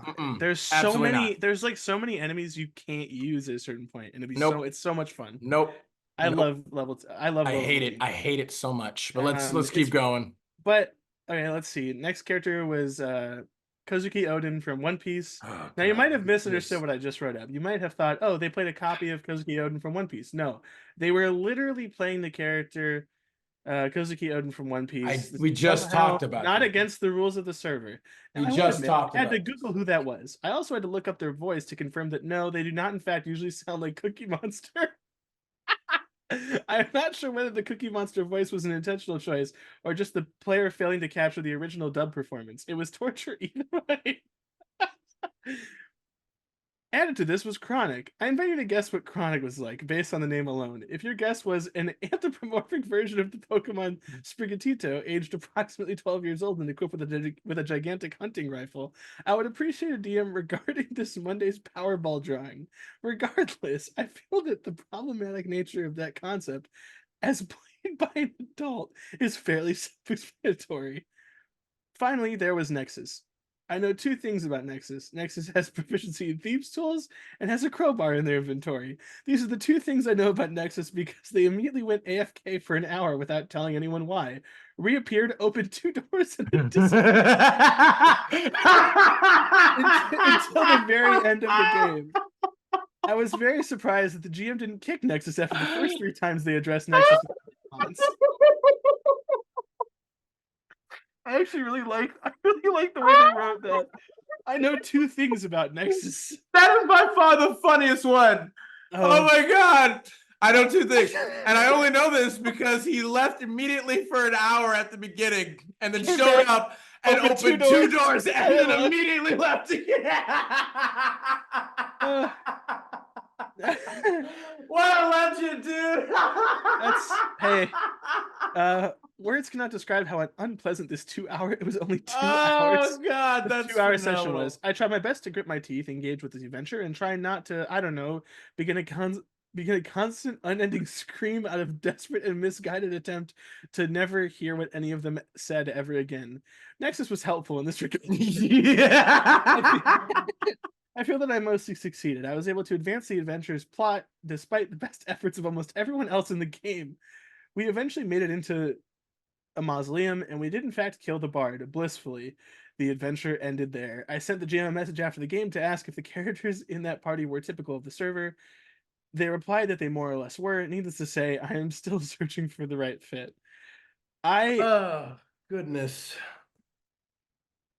I mean, again, she makes it out to seem like this was such a terrible, just god awful time and experience. Oh, okay, that was torturous. There is an answer to our Munchkin query. Okay. Someone responded, unless there's a ton more to that bard, then munchkin isn't the right term. Not knowing how to play or trying to pull shit outside your wheelhouse is very much the opposite of what a munchkin is. I wouldn't call this a horror story, though, just a waste of time. It happens. You either politely finish the session or nope out of it after 2 minutes, because fuck those people. We've all been there at one point or another. The OP responded with, munchkin was the word that came to mind for someone that deliberately tried to abuse or break the rules to their own mechanical benefit. It wasn't that they didn't know how to play. In fact, they were the most mechanically focused person in the game. They basically just spent all of their time trying to do things that their character's abilities couldn't actually do. With that said, I'm not sure why this wouldn't count. I did in fact finish the session and had an absolutely horrible time. Listening to Cookie Monster itself was bad enough for 2 hours. The rest of it just made it progressively worse.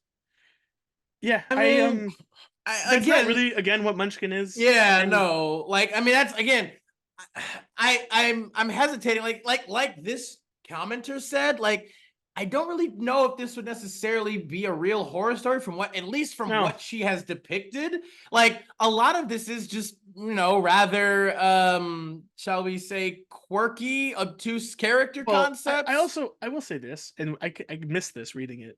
I didn't really think about it. Anytime a DM allows players to roll persuasion against one another, you can be certain you're at a shitty table. Rolling insight versus deception, on the other hand, can lead to some amazing character moments. Yeah, you should never be rolling persuasion. Persuasion doesn't make any sense. Persuasion doesn't make any sense. Because you know what will persuade the people at your table? Role play.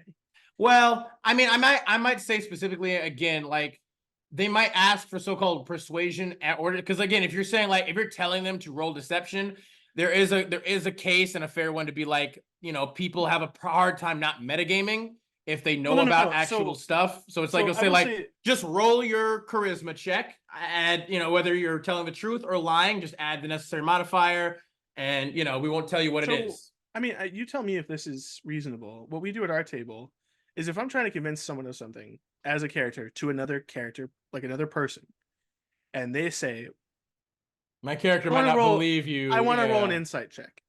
My DM will then look at me and be like, all right, what are you rolling? Because they don't necessarily know if I'm telling the truth either. And then I will state what I'm going to roll, and I roll it. And the only time I roll persuasion against another character is literally just to reaffirm that, again, I am not lying. I agree. Like, if it doesn't even matter how high you roll on that persuasion check, because if they beat you on insight, they can tell you're not lying. If they don't beat you on insight, they believe you. The most that really happens is that the DM or like I myself would describe that, like, you can tell this person is like, I am earnestly telling the truth and trying to convince you of this. And like, we just like to put that out there because sometimes you're trying to hide certain things from the party, but others. There is a case for it. Technically, it's really hard to, as a group, hide certain things but not other things without metagaming and make sure everyone knows what they're supposed to know according to certain characters. That becomes tricky and everything there. But it's like, you know, sometimes it creates great party dynamics in order to, you know, make a narrative more engaging, interactive, and immersive. And so it's like, that's why, like, for a lot of the groups that I've been a part of, we do the thing where it's like, yeah, you do roll either deception or persuasion. Like, again, if you're trying to tell them something and the players, like, it also can kind of happen if like a player is doing something, like their character is doing something, and another player is like, wait, stop, don't do that, or da-da-da-da, they're trying to like whatever, and then that player might be like, all right, roll a persuasion check to see if you can get through to him to like convince him to not do this course of action that you don't want him to do. Yeah. And it's like, okay, he'll roll a persuasion check, and they'll be like, all right, depending on how high it is a lot of the time, they'll be like, all right, you convince them or whatever. Most of the time, I think it does work, but so there is a precedent and there is a reason to use persuasion checks like against other players, but a lot of the time it also is used in a way that is super stupid in terms of being like, yeah, you can seduce another player character to do what you want. Again, anytime a persuasion check is mistaken for being like, I get to control your character with a check, like that's not how that works at all. And so I can see that as being kind of a problem or an issue maybe, but again, most of this, like, honestly, OP kind of comes across a little bit as a bit of an RPG or a D&D snob a little bit. Like, even for her own, like, like the paragraph that we kind of like, where she was like, you know, my character felt a little flat. You know, I felt her backstories felt a bit more generic rather than crafted, and you know, still decided to sign up. It's like that. It's like, oh, okay. I mean, well, what are you doing that kind of as more just a self-deprecating thing? But because it also kind of, it's like, again, there's not necessarily anything wrong with that, and it's like, you know, but she also seems to have quite a lot of judgment about the other players. Like, again, the fairy bard doesn't really come across as that bad overall, though to be fair, we didn't play with her. It seems like a lot more of her gripes with her was her actual mechanical play style and stuff, which maybe could get annoying. Again, we don't know for certain. But she uses the term munchkin, and even down in the comments, she doesn't seem to really be elaborating more on the specific ways that she tried to apparently like use and abuse the system mechanics and her spell. So it's, again, still hard to say whether or not she might be overreacting or misrepresenting that one.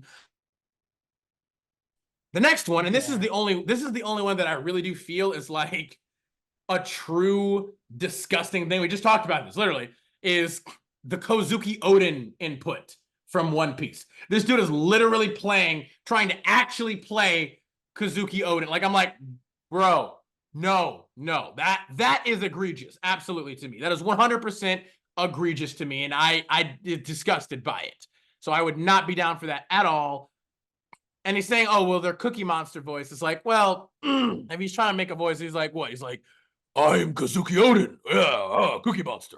Like, Yeah, I mean, it maybe, you know, it depends maybe on like the quality of their mic or their audio. Like, it might not be the worst. I also just feel like maybe she's a bit not super tolerant, and again, maybe a bit of a snob. It kind of comes across as, because, you know, she says literally it was torture, and it's like, I could see the Kozuki Odin thing maybe being horrible, but I guess I would also have to hear how he actually sounded like Cookie Monster.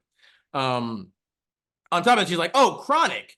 And Chronic was an adult person playing as an anthropomorphic version of the Pokemon Sprigatito and approximately 12 years old. Yeah, that is super freaking cringe, 100%. I don't know why why do people have to specifically express that they're actually 12 years old? Or at least that's what she says. Again, we don't know for sure if they was. Like, you can just, if you want to play a smaller person, just play a halfling or a gnome or a dwarf.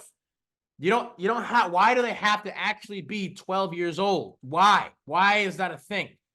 Stop it. Like, you can just play a tabaxi, you know, person who's got green fur, I guess, or whatever, who is small. Maybe they have like halfling, gnome, or dwarf blood in their bloodline, and so they're very short. Maybe you can just do that. That's fine. And they have a hunting rifle. Okay, I get it. Okay, that can be perfectly fine. So again, she doesn't actually say anything about what they specifically did wrong, aside from just, yeah, their character concept, at least from how she describes it, comes across as a super cringy one, for sure. But they haven't done anything actually worthy of, you know, hatred or disgust, in my opinion, quite yet. The only thing that is, again, super questionable is the 12-year-old thing. And then Nexus didn't do anything, literally. And that's kind of the funniest thing, actually. Like, I agree that would be kind of annoying, where it's like, oh, he just dips completely unresponsive for an hour. Oh, you're back now. Where the hell were you? You know, okay, I'm gonna open these two doors now, and then leaves. Like, that would probably be a little frustrating, I would absolutely admit, like being like, what is this? Why are they here? But you still apparently have 4 players total. So it's like, not the worst thing, I guess, to lose a 5th guy who isn't really interested. Like, so it's like, okay, whatever. So yeah, it's hard for me to really view this as like a real horror story. There are absolutely cringe aspects to it, but even OP herself, to me, kind of comes across as a bit snobby. Like, just a little bit, you know, where she's kind of having all this judgment, but she's not actually showcasing anything that's really that horrible, except for the Kozuki Odin input. And then, you know, the implied or stated, you know, 12-year-old anthropomorphic Pokemon Sprigatito insert. Like, besides those two things, none of this seems actually that horrendous or egregious. No. Because she, and to be fair, okay, yeah, like even one of the comments literally says kind of that. She's like, seriously, actually not one of the first, like, OP 6 paragraphs in, I must begin somewhere. And then they continue the comment thread going like, seriously, and the first 2 paragraphs were pretty pointless to boot. We didn't even get the actual story, just a vague summation and the message that the OP hated the session from the start. Like, kind of, yeah. And then the OP response says, the first paragraphs were intended to convey the following. These are not people I regularly play with, so I didn't know what to expect. I built a relatively normal or average character and expected others to do the same. In describing the flaws in others' characters, I do not claim that mine are perfect in every way. Well, nobody necessarily. They go on to say that they agree that they didn't convey the story well based on the reactions to it. In truth, it's a little hard for her to describe the sheer awfulness of being forced to listen to a lol random character with a Cookie Monster voice alternating with a character asking every 2 seconds if my spell is X, so it can totally do Y, right? Or can I make X check to make people behave Y way? And the prototypical prepubescent PC played by an adult, none of whom are actually trying to engage with the adventure's plot in a meaningful way. Again, I can certainly see how this could probably start to get annoying or frustrating, because, like, yeah, like a player, at least to a certain extent, like the fairy trying to, yes, forcibly make a check to make other players behave or respond in a certain way would be super fun. That can be egregious, where you're like, stop it. You cannot force my character to do this thing just because you roll a high persuasion check. That's not how that works. So that would be aggravating, 100%. She also says, part of the problem, in truth, was that we had a short time slot. The GM had a hard stop after 2 hours, and a ton of time was wasted on what I will politely call antics. That can be annoying, 100%. There wasn't a lot of story summation because the entire adventure wound up being about 3 or 4 rooms long. So, in retrospect, the OP continues, I think I detect an extreme reluctance in myself to ever think about these characters again, a sort of defense mechanism almost, which, if that's kind of the case, then maybe you shouldn't have made a Reddit post online about it then overall, because the point of it is to kind of be a little bit more in depth about your experiences. But I definitely feel for her when she expanded a little bit more there about her experiences. Like, I can absolutely, from that, visualize a particular dynamic that could be exceedingly frustrating. Like, which, like, I would also just say, like, you could have just left at that point. Like, if it was really so horrendously terrible for you, you could have just left.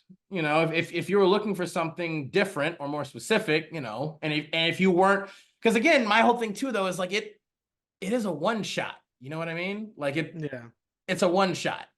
So I can't feel nearly as judgmental or whatever towards these other players and characters for a lot of what they might be doing, because it's like those are kind of the natures of the one shots, you know, unless a one shot is explicitly stated to be like, hey, we are going to do a rather serious, like in-depth, like combat kind of like hard-hitting dungeon crawl one shot kind of thing, you know, where you're like you're just fighting, you're killing, you're like, it's much more grimdark. Most one shots, they're gonna kind of be predominantly silly, stupid, dumb, weird, strange, you know, like that's kind of how it goes. So yeah, I don't know. What do you think? Like, I mean, I think this person joined the wrong type of game for them. It is definitely kind of how I feel from it. Like, absolutely, if you but wanted a role play centric, like you wanted to actually be a part of something, like playing a West Marches campaign is going to be more than yay, just by concept, because people aren't like, I'm sorry, but like no one's this organized. no, No one's going to be it's this committed to it. Like, I feel like West Marches, as it's been described to me and as I've read about it, for the most part, is people that just can't get their shit together to play in a normal game. which I know Or, sounds I mean, mean, but like, there are legitimate, you know, I'm sure there are people scheduling issues, who and legitimately enjoy this hobby because that's just what they there have are plenty available of to people them. who just don't have time for Yeah, more but consistent, it sounds like committed game. this. It sounds like this person would do better in an actual committed, consistent game. Yeah, I think that's what she's Like actually looking for. Like, I don't think West Marches is for you. It no, certainly isn't. no, It certainly wouldn't be for me. The only reason I would play in a game like that, it yeah, was to it give me wasn't the for me. it would give me the opportunity to play a bunch of different type of characters. Yeah, I mean, well, that is one of the That's biggest appeals of Westmarch / play by post type of games, is it gives you the opportunity to expand, like to use your backlog of characters potentially for, you know, that a would lot of be one-off kind of things, or yeah. maybe slightly longer narratives. Like But that'd be the only reason I would do it. But at the same time, like there's so much that you lose from not being at a consistent table, or at least like a semi-consistent table, that you just because you're not gonna like. No offense, but they're talking about it's a flat character that they're gonna build on in roleplay. You're playing a West Marches game. You're not building on anything. not a lot, I not a like the lot. idea of what you said. What you said Sometimes you can, but is it's what you said is extremely optimistic and a wonderful thought process. Albeit this is far from a horror story. In my opinion, I think it's just a bad. It was just a bad time. It was obvious that you don't gel with the people there, and it sounds like most people there play with that same style and probably have a great time doing it with each other, and you just didn't. You weren't a fit for that. Again, a semi-consistent to consistent table, or even like an Adventurers League game, would be better for you than this. I mean, again, it clearly seemed like she wanted something, like she keeps using the term normal, right? A normal party, a normal. It's like, well, normal is relative, right? To this, like this was normal for them. Like this, you know, and again, As the like DM said, for a one shot, it's also not abnormal for people to bring more, again, quirky, kind of crazy, weird, wild character. Like that's, you know, if you didn't want to do that, that's fine. But then you also can't necessarily be so, again, like literally, as she used, appalled by this from people who do. And again, like I said, don't get me wrong, I'm not trying to bash you. I'm not trying to like or her. Like I'm oh, like I'm definitely in the same boat. I completely understand too. Yeah, like when she gave a little bit more context about what like the players might have actually been doing, I have also been there where I've been in a group where people just do nothing. Like they're just sitting there either arguing or trying some dumb stuff for like, you know, an hour. And we're like, can we keep going, please? Can we move on? Like we need to continue. We're not doing anything, you know, where I'm trying to like kind of move things. So I completely get that. I also completely understand the frustration that can come with like a character or a player character trying to be like, well, I want to do this. And you're like, oh, I'm going to roll persuasion to try and get them to do what I want them to do. Like, no, I shut that shit down so quick. I don't care if I'm the GM or a player. I 100%, I'm like, that's not going to work. Like, you can't just force me to do what you want me to do by rolling a high persuasion check. That's not how that works. I think I'd have a very similar reaction that this person had to a game if I played in that game. Now, I wouldn't post about it on Reddit. I would just talk to Adam about it and we'd reminisce. The reality is that I agree with your frustrations. I think you are in the wrong realm of D&D if these are your problems. I don't think West Marches is going to be for I you. mean, and to be fair, she did kind of say that, like, because I literally, as soon as she said West Marches, I'm like, okay, well, you have to have a certain expectation going in, and it's like she was like, on some level, I suppose I should have more deeply grasped my risk of ending up here, which is like, yeah, but she wanted to have some blind optimism. And I also feel like, you know, maybe she is a bit snooty about her D&D. And again, there's nothing necessarily bad or wrong about that. You can be a bit more snooty or snobby, but you also then have to be realistic and fair about your expectations about what you're trying to do then, right? If you're going to go into West March campaign, this is not an unlikely scenario to occur. And so you can't necessarily judge or, you know, write Reddit posts about people on here, you know, when that was kind of the expectation. You kind of walked yourself into that one. Again, like Sam says, I'm not saying that your frustrations aren't valid necessarily, but you use the term, you even use the term munchkin for the fairy, which I don't, again, not necessarily. You said, you literally, like, that was the first term that came to mind when you thought of what she was trying to do, which is like, she's clearly rather annoying, but munchkin isn't accurate. So it might also be possible that some of your other summations or even the just extent of like your experience might be a bit exaggerated, and again, not trying to downplay or diminish what you felt at all. I'm just simply saying that that's kind of how it comes across to me based off of what you put here, overall. But I will say I am legitimately sorry that you had such a shit time playing. Like, that is unfortunate. I always hope and wish that, if you took a chance, and I wish that it had paid off more for you. And, and if it doesn't, it clearly didn't. But I hope that you do end up finding the game that you actually want to play for real. You want to be in a game where people maybe are a little bit more serious or normal or involved with their characters and role play. They aren't making kind of like gags and jokes and just trying to mess around. And I understand that, obviously that would be easier to find with a more consistent, committed campaign, but those are hard. Those are hard to come by sometimes for a lot of people. I know there was numerous times where, I'd be in a consistent campaign for a while, a year to 2 years, and then it would fall off and then it would end. And then there was nothing. And I was trying to look for other games. And there were a lot of experiences that I had that were not great and that were difficult, that I had to drop out. Even if they weren't horrible, they just weren't the right game for me. And so I still had to leave.